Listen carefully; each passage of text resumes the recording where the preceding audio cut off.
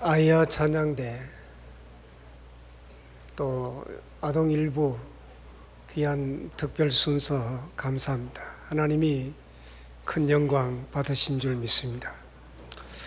오늘은 유치부 친구들로부터 어른들까지 함께 세대 통합 예배를 드리고 있습니다.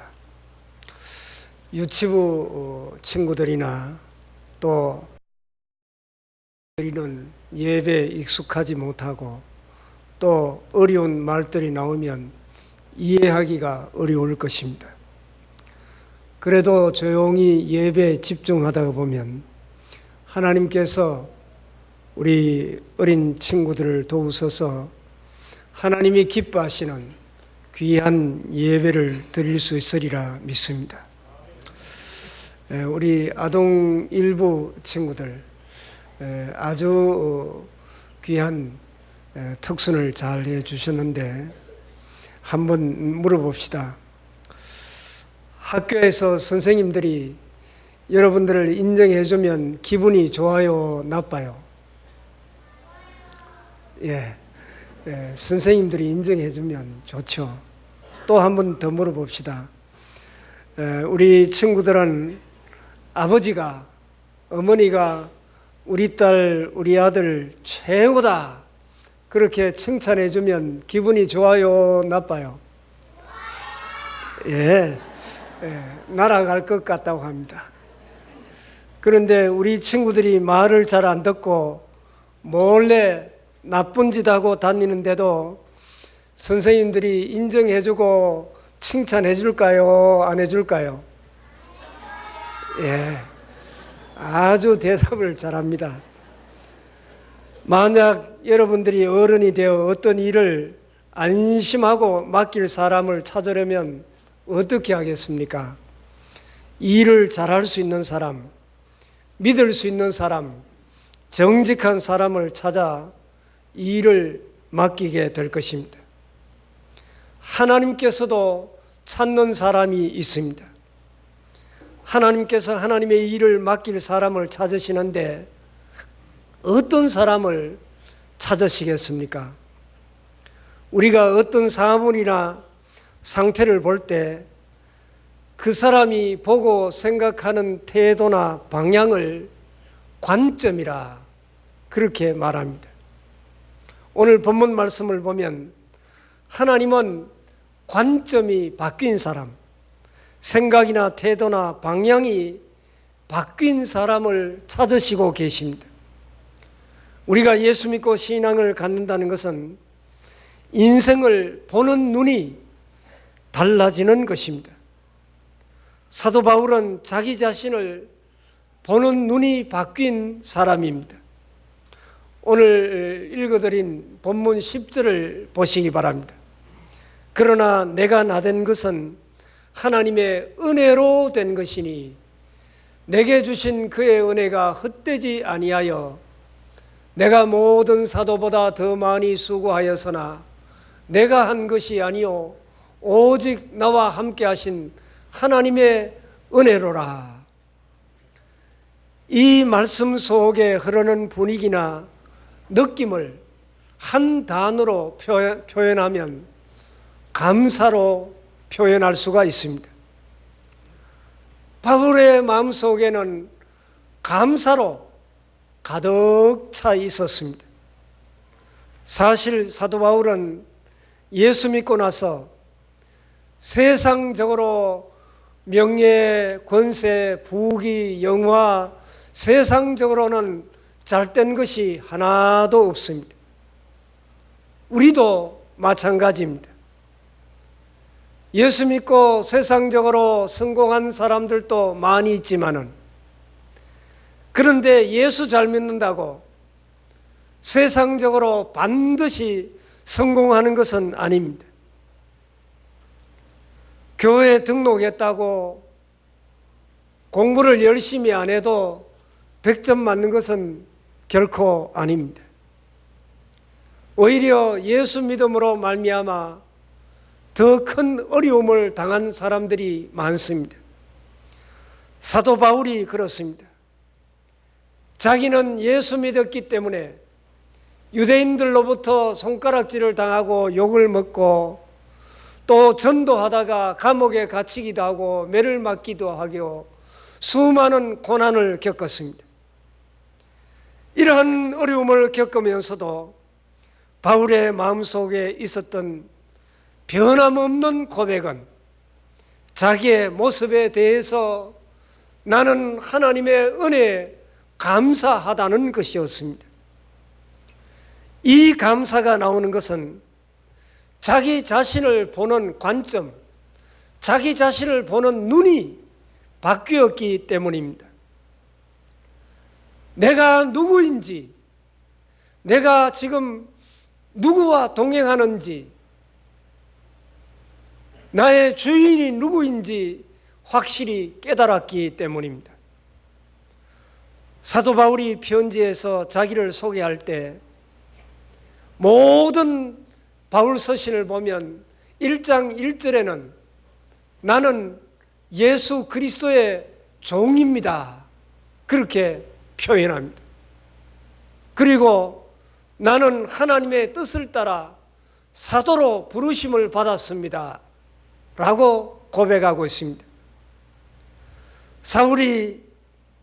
바울이 예수 믿기 전에 사울 때에는 율법의 종이었고 학벌의 종이었습니다. 그런데 예수님을 만나고 나니까 이런 세상적인 것들은 자기에게 더 이상 중요하지 않았습니다. 바울이 예수 믿고 가장 크게 바뀐 것은 과거에는 자기 자신이 주인이 내 자신이었는데 예수 믿고 난 다음에는 내 자신의 소유권이 바뀌어졌습니다. 이제는 더 이상 내가 내 주인이 아니고 내 주인은 바로 예수님이십니다. 내 주인은 하나님이십니다. 라는 소유권이 바뀌었다는 것입니다. 그래서 나는 그리스도의 종입니다. 내 주인은 예수님이십니다. 라고 고백했습니다. 우리가 다른 것의 종으로 살게 될 때 하나님은 그 사람을 마음껏 사용하기가 어렵습니다. 내 것이 아니고 다른 사람의 연장을 빌리거나 혹은 자동차를 빌려서 운전을 하면 상당히 조심이 됩니다. 내 마음대로 사용할 수가 없습니다. 하나님도 마찬가지입니다. 내가 그리스도의 소유된 백성입니다. 나는 주님의 것입니다. 라는 그런 소유권을 주님께 돌려드릴 때 주님은 나를 마음껏 사용하실 수가 있는 것입니다. 바울에게서 가장 확실하게 바뀐 것은 과거에는 내가 나의 주인이었는데 이제 나의 주인은 주님이십니다. 라는 주님의 소유권을 인정한 것입니다. 그래서 내가 나 된 것은 전적으로 하나님의 은혜로 된 것입니다. 라는 오늘 본문 10절 말씀은 나의 존재는 하나님이 아니면 존재할 수가 없습니다. 라는 고백입니다. 하나님이 찾으시는 사람이 어떤 사람입니까? 내가 주님의 것입니다. 나는 주님의 것이라는 것을 아는 사람이 하나님이 찾으시는 사람이요, 하나님은 그 사람을 크게 들어 사용하십니다. 하나님이 찾으시는 사람은 내 자신이 주님의 소유입니다. 라고 고백하는 사람입니다. 여러분, 소유권은 너무나도 중요합니다. 바울은 이 사실을 깨닫고 나는 주님의 것입니다. 라고 고백하며 철저하게 예수님 중심으로 살았던 것입니다. 내가 나 된 것은 하나님의 은혜로 된 것입니다. 사도 바울의 고백이 오늘 우리들의 고백이 될 수 있기를 바랍니다.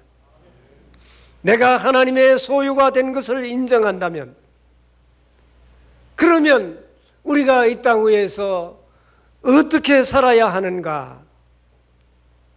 우리는 생각해 보아야 됩니다. 사도 바울은 내가 하나님의 은혜로 된 것으로 끝난 것이 아니라 그 사실을 알았기 때문에 이제는 인생의 목표를 하나님에게 두고 하나님을 기쁘시게 하며 하나님의 영광을 위하여 살겠습니다. 그렇게 목표를 하나님께 정하고 열심히 믿음의 경주를 달려간 사람입니다. 그래서 사도 바울이 어떻게 자기 인생을 열심히 달려갔는가 하는 것을 빌립보서 3장에 잘 기록하고 있습니다. 빌립보 1장부터 6절까지 쭉 3장 1절부터 6절까지 보면 바울은 과거에 유대인이었고 바리새인이었고 최고 학부인 가말리엘 문화생이었던 자랑을 계속해서 6절까지 쭉 하고 있습니다. 그리고 7절부터 9절 말씀 보면 그러나 무엇이든지 내게 유익하던 것을 내가 그리스도를 위하여 다 해로 여길 뿐더러 또한 모든 것을 해로 여기면 내 주 그리스도 예수를 아는 지식이 가장 고상하기 때문이라. 내가 그를 위하여 모든 것을 잃어버리고 배설물로 여기면 그리스도를 얻고 그 안에서 발견되려 함이니. 사도 바울은 내가 주님의 소유다, 나는 그리스도의 것이다 라고 깨달은 다음에 더 사모한 것이 있습니다. 그것이 뭐냐면 내가 누구인지를 그분 안에서 발견되고 싶다는 말씀을 9절에서 하고 있습니다. 그러면서 내가 가진 의의는 과거에는 율법을 지킨 의였는데 이제는 그것으로는 하나님 앞에 의롭다함을 받을 수 없다는 것을 깨닫게 된 것입니다. 오직 예수 그리스도를 믿음으로 말미암아 주님께서 내게 의롭다 인정함을 허락하여 주셨는데, 그렇다면 12절에 내가 남은 인생을 살아갈 때 이미 얻었다 함도 아니요 온전히 이루었다 함도 아니라 오직 내가 그리스도 예수께 잡힌 바 된 그것을 잡으려고 열심히 달려가노라, 그렇게 고백하고 있습니다. 잡힌 바 된 그것을 표준 세번역으로는 예수님께서 나를 사로잡으셨기 때문에 나를 사로잡으신 목적, 그것을 붙들려고 달려가고 있습니다 라고 번역하고 있습니다.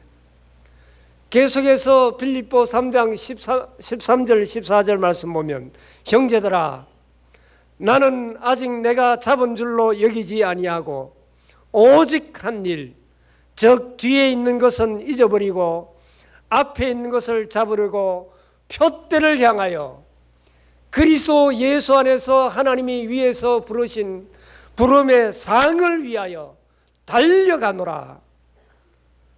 바울은 나는 하나님의 소유입니다, 하나님의 소유된 백성입니다 하는 것을 인정하는 날부터 이제 남은 인생의 여정은 주님께서 부르신 그 부름의 상을 위하여, 내가 하나님 앞에 설 때 하나님께서 나를 위하여 예비하신 그 큰 상이 있을 것인데 그 상을 받기 위해서 열심히 신앙생활하며 달려가겠다는 고백을 하고 있습니다. 사도 바울은 내가 주님의 것이라는 것을 안 다음에 주님을 위해서 살고 싶었는데 그것을 이렇게 표현합니다. 그분 앞에서 발견되고 싶다는 그런 말을 9절에서 하고 있습니다. 바울의 소원이 있었습니다. 우리 모든 사람들에게도 각자 소원이 있습니다. 우리 어린 친구들도 꿈이 있고 소원이 있습니다. 그런데 많은 사람들이 내가 원하는 꿈을 가지고 그 꿈을 이루기 위해서 열심히 노력을 합니다. 그런데 꿈을 물어보면 대통령이 되겠습니다. 뭐 이런 큰 꿈을 가지고 있습니다만은 그 꿈을 온전히 이룬 사람들은 그렇게 많지 않습니다. 수많은 사람들이 꿈을 위하여 열심히 힘쓰고 애쓰고 노력하는데 그런데 여기에는 진정한 행복이 없습니다. 사도 바울이 그분 안에서 발견되려 한다는 것은 이런 뜻입니다. 내가 그분 앞에서 발견되고 싶다는 것은 그분이 원하는 꿈을 내가 이루어 드리고 싶습니다. 그런 뜻입니다. 데살로니가전서 5장 16절에서 18절 말씀 보면 항상 기뻐하라, 쉬지 말고 기도하라, 범사에 감사하라, 이것이 그리스도 예수 안에서 너희를 향하신 하나님의 뜻이니라. 이 말씀을 묵상하면 상당히 부담스럽습니다. 그냥 기뻐하라 하면 좋을 텐데 어떤 상황 속에서도 항상 기뻐하라, 그냥 감사하라고 말씀하지 않고 어떤 상황 속에서도 범사에 감사하라 이렇게 말씀합니다. 그리고 그 뒤에 이는 그리스도 예수 안에서 너희를 향하신 하나님의 뜻이니라. 반드시 이 하나님의 뜻을 이루어 드리라는 말씀을 하고 있습니다. 그런데 우리의 기쁨을 빼앗아가는 것들이 얼마나 많습니까? 요즘 경제가 너무나 어렵습니다. 범사에 감사할 수 없는 현실이 우리 앞에 얼마나 많이 전개되고 있습니까? 우리가 항상 기뻐할 수 있으려면 내가 어떤 어려움을 당했든지 어떤 아픔을 겪었든지 어떤 고난을 겪고 있든지 이 모든 것보다 더 큰 기쁨이 있을 때 어떤 상황 속에서도 기뻐할 수 있는 힘이 생기는 것입니다. 내 모든 고통과 내 모든 슬픔보다 더 큰 기쁨이 우리에게 있어야 되는데 사도 바울은 그 기쁨이 어디에서부터 오는가? 바로 천지 만물을 창조하시고 세상을 주관하시는 예수 그리스도께서 내 안에 계시기 때문에 나는 예수님 때문에 어떤 상황 속에서도 기뻐하고 감사하고 즐거워할 수 있다는 것입니다. 바울은 예수님을 만난 날부터 내가 꿈꾸고 있는 나를 위하여 살아가는 것이 아니라 이제는 하나님을 위하여 살겠습니다 라고 결단하고 그 목표를 향하여 열심히 달려갔습니다. 하나님은 나에게 어떤 꿈을 가지고 계실까?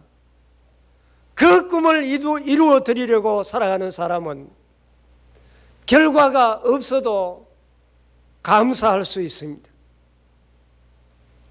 이것이 바로 사도 바울의 삶의 목표가 바뀐 것입니다. 여러분은 여러분이 원하는 사람이 되어가고 있습니까? 아니면 주님이 원하는 사람으로 바뀌어가고 있습니까? 많은 그리스도인들이 자기 자신의 꿈을 가지고 자기 자신의 목표를 이루기 위해서 열심히 살아가고 있습니다. 그 꿈을 꾸고 살기 때문에 때로는 실망도 크고 불평도 많습니다. 하나님은 어떤 사람을 찾고 있습니까? 내가 꾸는 그 꿈을 위하여 사는 사람이 아니라 하나님이 찾으시는 사람은 하나님이 원하시는 하나님의 꿈을 이루어드리는 그런 사람을 찾으시고 계시는 것입니다. 여러분, 예수를 믿는다는 것은 거듭난 것임을 믿습니까? 거듭났다면 우리도 거듭난 그런 변화된 꿈을 가져야 됩니다. 이것이 바로 바울의 고백입니다. 그래서 오늘 본문 10절에 내가 나된 것은 하나님의 은혜로 된 것이니, 사도 바울은 오늘 내 모습에 대해서 지금 내 형편이 힘들고 어렵고 고난이 넘친다고 할지라도 나는 그럼에도 불구하고 감사하다는 것입니다. 여러분이 오늘 내 인생에 제일 감사한 일이 뭡니까? 사업이 잘 되어서 감사합니까? 아이가 좋은 성적을 얻고 좋은 대학에 들어가고 좋은 직장을 얻어서 감사합니까? 우리가 세상적으로 여러 가지 감사한 일들이 있을 것입니다. 그러나 바울의 감사는 그런 것 때문에 감사가 아닙니다. 내가 오늘 가장 감사한 것은, 나의 나된 것은 하나님의 은혜로 된 것이기 때문에 감사하다는 것입니다. 바울은 예수 믿는 다음에 모든 사람을 두 종류로 나누었습니다.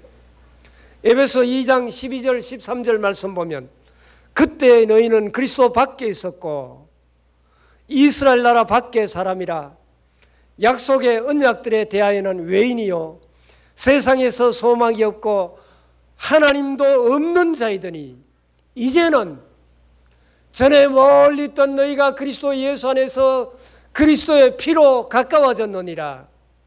바울은 예수 믿은 다음에 모든 사람을 두 종류로 나누었는데, 그리스도 밖에 있는 사람과 그리스도 안에 있는 사람, 두 종류로 나누었습니다.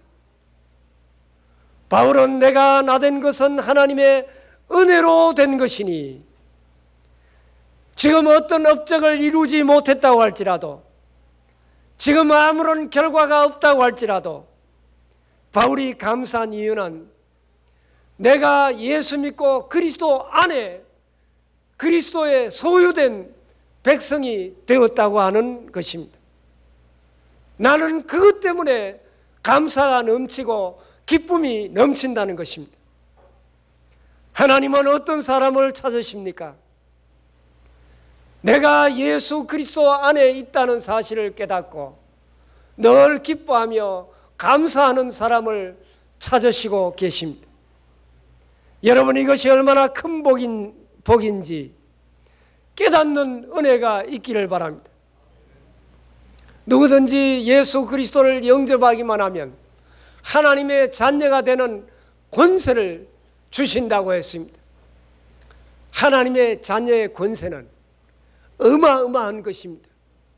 대통령의 자녀만 되어도 큰 권세와 능력이 있는데, 모든 부여가 있는데, 천지 만물을 창조하시고 온 우주의 주인이신 하나님의 자녀의 권세가 얼마나 놀랍고 큰 것입니까? 우리는 이 사실을 몰라서 감사도 없고 기쁨도 없고 감격도 없는 생활을 하고 있지 않습니까? 어느 시골 마을에 큰 부자가 있었는데 이분에게는 자녀가 없었습니다. 자기에게 유산을 넘겨줄 조카가 안 했는데 심장병이라 심장이 너무 약했습니다. 그래서 변호사를 만나서 유서를 썼습니다.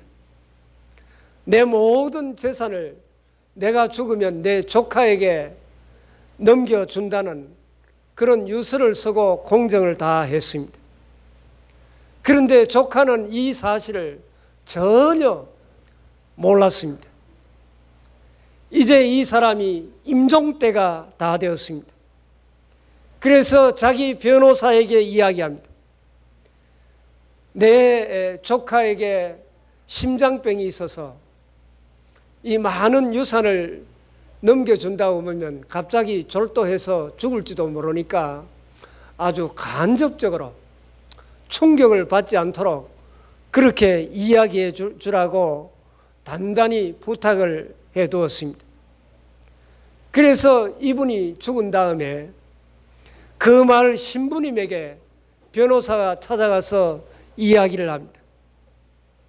신부님이 이 할아버지가 돌아가신 다음에 부탁을 받고 이 조카 청년을 만나서 대화를 시작합니다. 만일 3천만 불, 3천억이 당신에게 주어진다면 어떻게 하겠느냐고. 이 조카가 가만히 생각을 해보다가 먼저 하나님 앞에 11조를 떼어 드리겠습니다. 300억을 11조로 드린다는 것입니다. 그 다음에는 비영리 단체 고아들을 돕는데 또 10분의 1을 드리겠습니다. 그리고 나머지 50%는 저축해 놓고 내가 필요한 곳에 유용하게 쓰겠습니다. 그리고 신부님이 연약한 나를 위하여 늘 기도해 주시고 돌보아 주셨는데 10분의 1, 300억은 신부님에게 드리겠습니다. 이 말을 듣는 순간에 신부님이 그러고는 그만 심장마비로 돌아가셨다고 합니다. 이유는 하나, 바로 그 사실을 알기 때문입니다. 우리는 예수 그리스도의 자녀, 하나님의 자녀, 그리고 그리스도 안에 주님의 보호를 받고 그 풍성한 삶이 우리 앞에 놓여 있는데 이 사실을 그냥 까마득하게 모르고 정말 늘 불평과 또 고난 가운데 풍성한 삶을 누리지 못하고 살아갈 때가 많습니다. 요한복음 10장 10절에 내가 온 것은 생명을 얻게 하고 풍성히 얻게 하려 함이라 그렇게 분명히 말씀했습니다. 여러분이 오늘 어떤 상황 가운데 있든지 나는 하나님의 자녀이며 그리스도 안에 있으며 그리고 하나님의 소유된 하나님의 백성이라고 하는 사실을 잊어버리지 말고 늘 하나님의 영광을 위하여 목표를 정하고 사도 바울과 같이 열심히 믿음의 경주를 잘하는 우리 모두의 삶이 될 수 있기를 바랍니다. 아버지 하나님 감사합니다. 네가 누구의 것이냐 물어보시는 주님 앞에 우리가 주님의 것임을 고백합니다. 아버지 하나님, 내가 주님의 것임을 고백하는 하나님의 기뻐하시는 하나님의 소유된 백성이 되게 하여 주시옵소서. 그리하여 우리의 마음속에 기쁨이 넘치고 감사가 넘치고 찬송이 넘치는 삶을 살아가게 하시고 하나님께서 귀히 서시는 하나님의 백성이 되게 하여 주시옵소서. 예수님 이름으로 기도하옵나이다. 아멘.